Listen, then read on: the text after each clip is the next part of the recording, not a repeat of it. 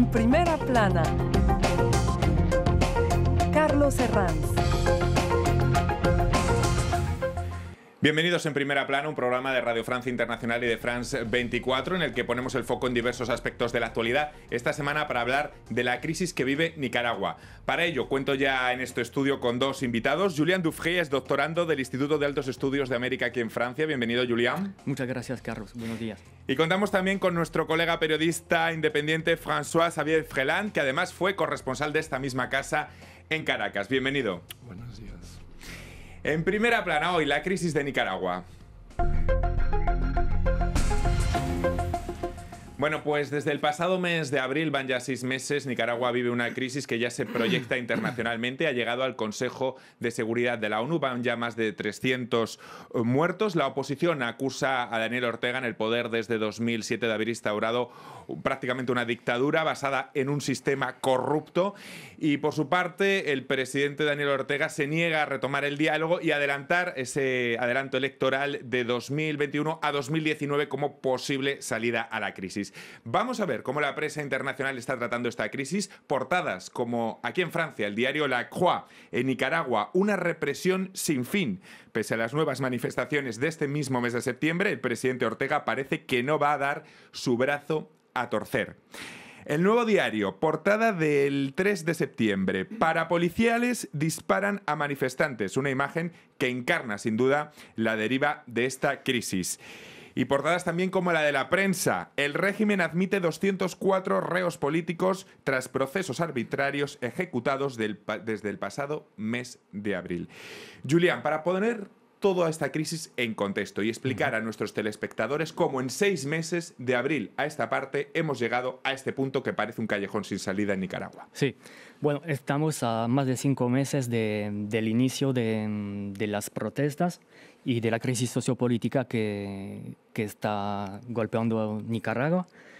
Y no se ve una resolución de inmediato o a corto plazo en Nicaragua. Primero porque el diálogo nacional que inició el 16 de mayo y que fue interrumpido muchas veces, ahora está totalmente suspendido y que no hay una salida, una solución negociada a vista. Segundo, la correlación de fuerza en Nicaragua ha cambiado. Al inicio, el diálogo estaba para poner en la misma mesa diferentes actores.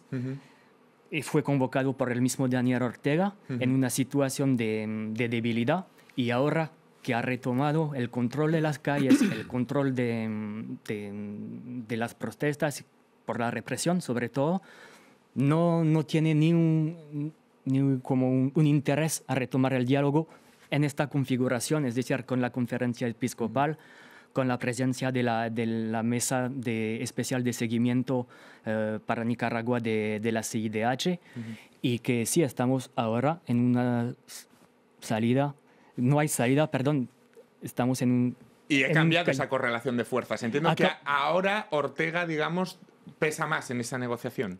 Ahora esa correlación de fuerzas. Ortega está en una posición de imponer sus condiciones para ir a un diálogo, pero no tiene interés de ir a un diálogo, es decir, que ha retomado el control de las calles, ha conseguido desarticular los actores de la Alianza Cívica, que estaba en la mesa de diálogo, sobre todo por el encarcelamiento de sus principales líderes, como los del movimiento campesino y del movimiento estudiantil. Las protestas estudiantiles empezaron el pasado mes de abril. No sé si el agujero de las reformas que pretendía Ortega para tapar la corrupción, que fue el motivo por el que salieron los estudiantes, fue el inicio de esa contestación, o François-Xavier, habría que ver esa contestación ya con más perspectiva en el tiempo. ¿Cuándo empezó la contestación contra Ortega? Pues en las últimas elecciones generales, ¿no? Hubo casos de fraude, según la oposición, varias veces, y nunca al final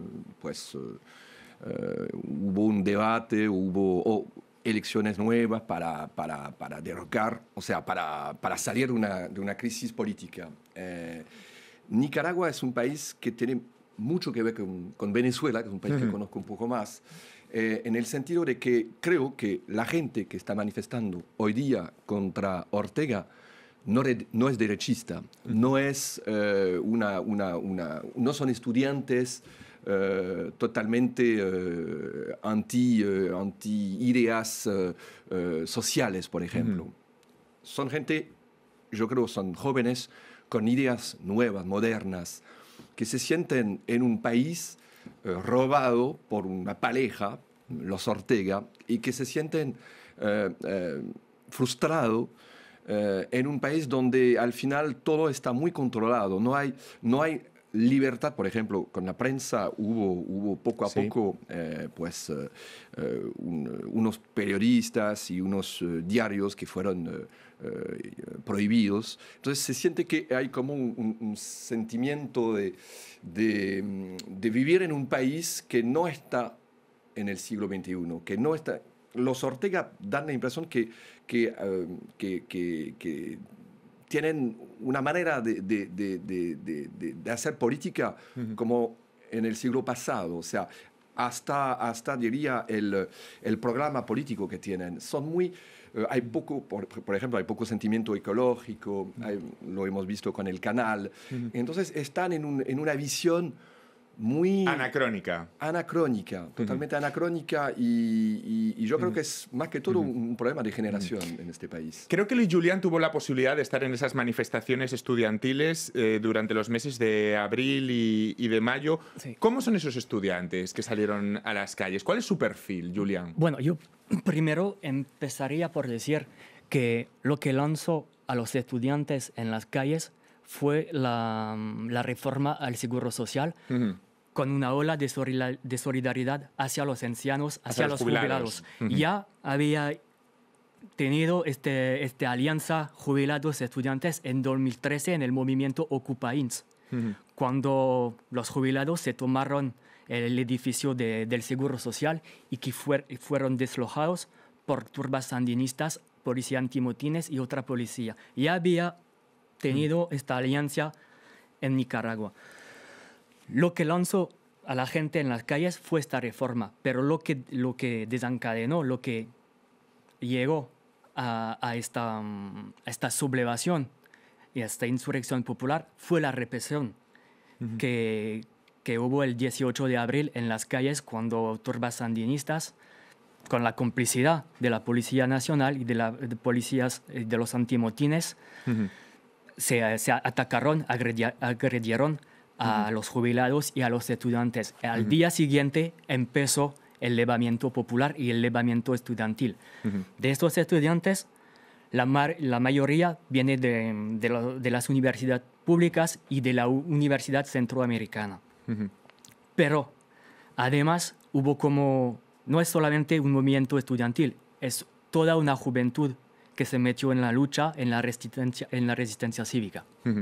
Para entender bien esta crisis tenemos que hablar del papel con el que cumplen 4 actores fundamentales. Vamos a hablar rápidamente del papel de la Iglesia, del papel de Estados Unidos, del papel de la propia esposa de Ortega y también del papel del ejército. La Iglesia, que parecía estar destinada a un rol de mediadora, ha pasado a convertirse en el gran enemigo de Ortega. Sí, Julia. pero la Iglesia desde 2014 ya había escrito una carta a la pareja presidencial que se llamaba En búsqueda de una solución pacífica en Nicaragua. Ya habían alertado al gobierno de todos los riesgos de conflictos sociales, etc. La Iglesia, a mi juicio, es lo que diferencia la posición de la Iglesia de los años 80, etc., es que hoy la jerarquía, hasta los párrocos de base, están en la misma línea. Es decir, hicieron como un frente para apoyar a la lucha y también para ser mediadores del proceso del diálogo. Y ellos fueron casi en el aniversario del 19 de julio, Ortega un planteamiento que lanzó sus acusaciones hacia la Iglesia golpista, y de eso empezó a ser uno de sus principales enemigos, la Iglesia Católica. Pues precisamente Daniel Ortega hace unas semanas en entrevista con France 24 culpaba a la Iglesia de seguir las directrices de Estados Unidos. Lo hacía frente a la entrevista que le planteaba mi compañero Marc Perelman. Recordemos ese momento. Hubo un planteamiento que hizo la conferencia episcopal en una reunión que tuvimos privada, donde, bueno, ahí están todos los puntos, ahí tengo el documento, están todos los puntos, y en el punto, y los puntos que ellos ahí presentan son los puntos que presenta la oposición y que presentan los Estados Unidos. ¿Los presenta quién? Quien debería tener una posición neutral. O sea, el que está mediando no puede irse a favor de una de las partes, sino que tiene que buscar cómo buscar puntos de coincidencia entre las partes. En cambio, ahí ellos abiertamente nos dieron un ultimátum para que dejáramos el gobierno. Entonces, una cosa de locura completa. Era la entrevista de Ortega en France 24. François Xavier, la cortada de Ortega, y aquí también tenemos el paralelismo con Venezuela similar a la de Maduro, el golpe financiado por Estados Unidos. Sí, eso es la vieja canción que escuchamos desde los años 60, o sea, es copiado del discurso castrista, el enemigo americano, el imperio, etc. Sirve mucho para endurecer el régimen, para buscar cohesiona quizá dentro del régimen ese discurso frente a Estados Unidos. Más que todo permite dar la impresión que eran como revolucionarios y que no se han perdido en un sistema dictatorial, pero en el fondo, los enemigos que tienen no vienen de Estados Unidos, sino del país mismo. O sea, en Venezuela, por ejemplo, según unos sondeos, hay 80% de la gente que no soporta más a Maduro. Y se ve cuando se va, hoy día cuando vamos a Caracas, cuando vamos en Venezuela, hay mucha crítica del régimen en todos lados, tanto en el chavismo mismo, ¿no? Y yo creo que en el sandinismo es lo mismo. O sea, yo creo que la crítica viene también de los propios ex electores de Ortega. Hay como una oposición ahora general en un país que no soporta más a esa pareja. En unos instantes vamos a continuar hablando de la crisis de Nicaragua. Permítanme despedir a los espectadores de France 24, no sin agradecerles su fidelidad en esta semana que cumplimos un año en antena, un año de France 24 y también de este programa de En Primera Plana. Muchísimas gracias porque ustedes lo hacen posible.